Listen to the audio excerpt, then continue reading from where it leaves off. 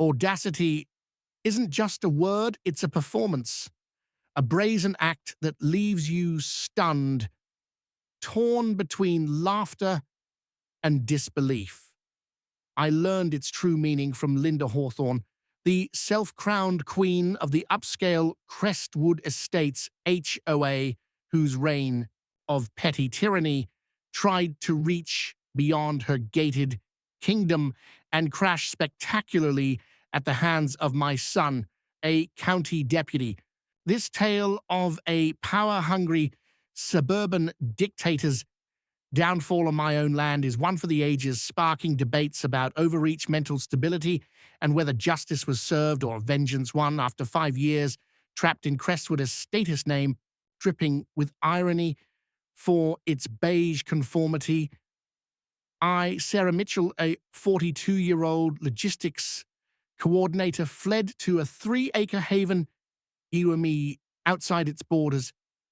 In Crestwood, Linda ruled with an iron grip, her HOA covenants a scepter, her newsletters edicts from on high, her sharp nose and fake designer sunglasses, gold flaking off the edges, framed a perpetual scowl, her gleaming silver Range Rover chrome heavy as a Vegas casino, prowled for violations, my too whimsical garden gnome, a basketball hoop out past curfew, and the final straw demand to repaint my overly bold teal front door to match the approved palette of drab neutrals. My escape to a cozy bungalow with oaks and a brook felt like freedom. A fresh survey marked my property line, a detail my meticulous career demanded. I thought Linda was history. I was wrong. Moving day buzzed with promise boxes, movers. My teal welcome mat a defiant jab at Crestwood's rules. Then a flash of silver chrome caught my eye. Linda's Range Rover creeping along the county road by my drive. My heart sank, sunglasses on. She scanned my unpacked boxes, unmowed grass, and mat, her head swiveling like a predator. She didn't stop, but her glare screamed future trouble. I brushed it off. Maybe she was lost. Unlikely. Linda knew every inch within 10 mi if it held a potential infraction. 2 days later, she was back, slowing to a stop as I planted roses. Her window hummed down, revealing her smug disdain, enjoying the rustic charm. Sarah, quite a change from Crestwood standards, her saccharine tone could rot teeth. I kept cool. That's the point, Linda. Her thin smile chilled me indeed. She idled for 30 seconds, radiating menace, then drove off. It was intimidation, pure and simple. That night, I walked my property, survey in hand, snapping dates, stamped photos of boundary stakes. My logistics instinct screamed, "Document everything!" I called my son Ethan, a deputy sheriff who'd cheered my escape from Linda's clutches. "How's freedom, Mom?" he teased. "Peaceful, mostly," I said, "but Linda's circling like a vulture." I described her drive-bys. Ethan sighed. "She's infamous at the station for nuisance calls, suspicious flower pots, you name it. She has no power there, Mom. Keep her out." His words should have soothed me, but Linda's logic defied boundaries. Next morning, a flyer for lawn care appeared under my unregulated mailbox, hiding a Crestwood letterhead note. Friendly reminder, while Crestwood standards don't officially apply, considerate neighbors maintain visual harmony. Overgrown grass or garish displays harm property values. Thank you for cooperating. Crestwood Architectural Committee. Linda's passive-aggressive fingerprints were unmistakable. She trespassed to deliver it. I sealed it in a zipless evidence. On. Her harassment escalated predictably. Her Range Rover became a daily menace, parking just off my line, angled to watch my yard. She'd sit for hours, head tilted, likely recording notes. I felt like prey. One day, as I planted a vegetable garden band in Crestwood's sterile yard, she stood by my rustic fence, notepad in hand, disturbing the soil, Sarah. That attracts pests, and pests don't respect borders. Her voice dripped venom. I stood, muddy gloves on hips. Linda, this is my land outside your HOA.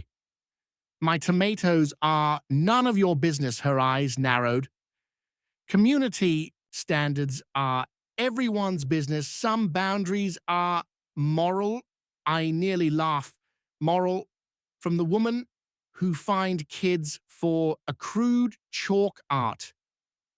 I'd installed discrete cameras after the flyer. They caught every Range Rover visit, every step she took. I logged dates, times, her snide remarks, building a case for what I wasn't sure. Linda thrived on reaction. Without it, she'd push harder. She tried turning neighbors against me. Old Mr. Thompson, whose farm backed mine, visited uneasy. That lady in the silver swinder came by claiming she's with a community standards board, asked about your upkeep. Anger flared. What did you say, Jim? He grinned, told her the only nuisance is her wasting daylight. Your place looks better than ever. I thanked him, heartened. Days later, a formal crest with letter listed nuisances, my meadow harboring ticks, my green mailbox, my wheelbarrow, even my bird feeder attracting nuisance birds. It urged prompt remediation or further escalation.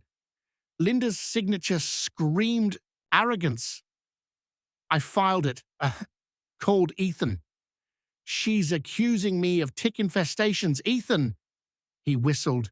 That's harassment territory. Keep logging. If she trespasses or blocks you, call non-emergency. She's skating close to illegal. Her letters stay just legal, death by insinuation. Then she weaponized county services. A code enforcement officer, MS Carter, arrived citing an anonymous fire hazard complaint, Meadow. I showed her my tidy bins, mowed lawn, and natural ecosystem. Looks fine, ma'am, she said, embarrassed. Some folks have odd hazard definitions. 2 days later, animal control came for a feral dog colony.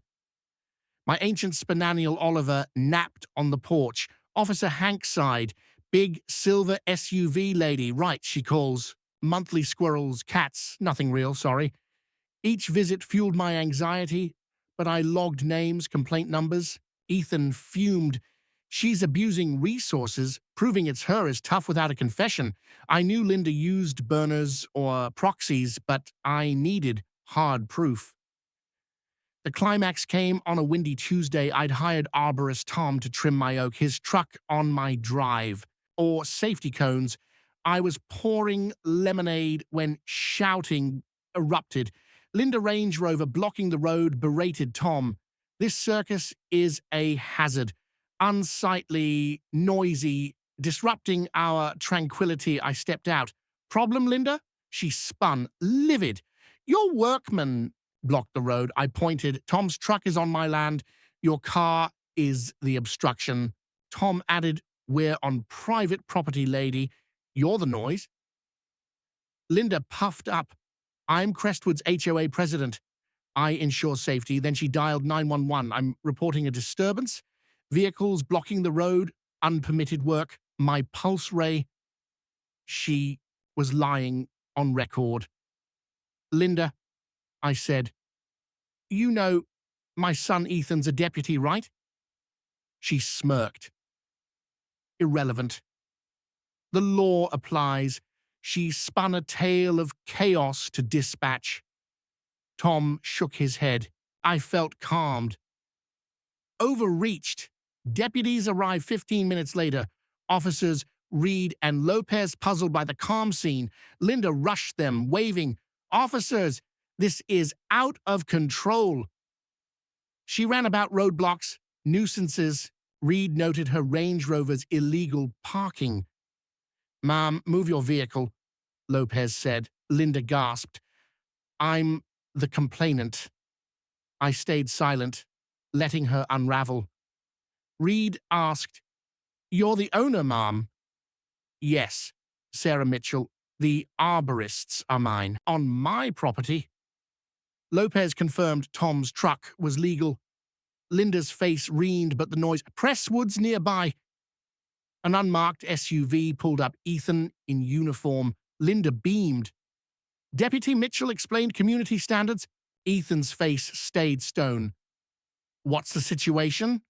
Reed briefed. False roadblock claims. Linda's car. The issue. Ethan turned to her. You reported vehicles blocking the road. Linda faltered. Potentially. Yes, your vehicle was the obstruction, Lopez said. Ethan's voice hardened. Filing a false report is serious. Ms. Hawthorne. Linda polled. I'm a pillar of this community. Reed stepped up. You knowingly lied about a roadblock. Wasting resources. MS, arrest me. I'll sue. Reed cuffed her. Reading writes, as her knockoff purse hit the gravel, Ethan met my eyes grim triumph. A hint of apology. Tom whistled. Some way to handle a neighbor. As Linda was driven off, Ethan stayed. She crossed a line. Mom, false reports aren't ignored. My logs, he said, could prove harassment. If the DA pushed it, press would bust. Mr. Thompson chuckled. Her empire's smaller than she thought. The HOA board freed from Linda's grip. I'd harassed her. Her flyers, letters, and calls drained funds, sparking rebellion. Linda's false report charge brought a fine, community service cleaning county roads. Poetic justice. She resigned, citing personal reasons. New President Emily relaxed rules. Kids played. A flamingo appeared. My bungalow thrived. Tomatoes, birds, wild meadows. Linda's Range Rover vanished. I pitied her insecurity-driven tyranny. Ethan and I shared pie from my garden. A nod to our victory. Was Linda a monster or a product of unchecked power? Should I have confronted her sooner? Crestwood's freedom proves bullies fall when you stand firm. My porch glows under a vibrant sunset. Unregulated mind.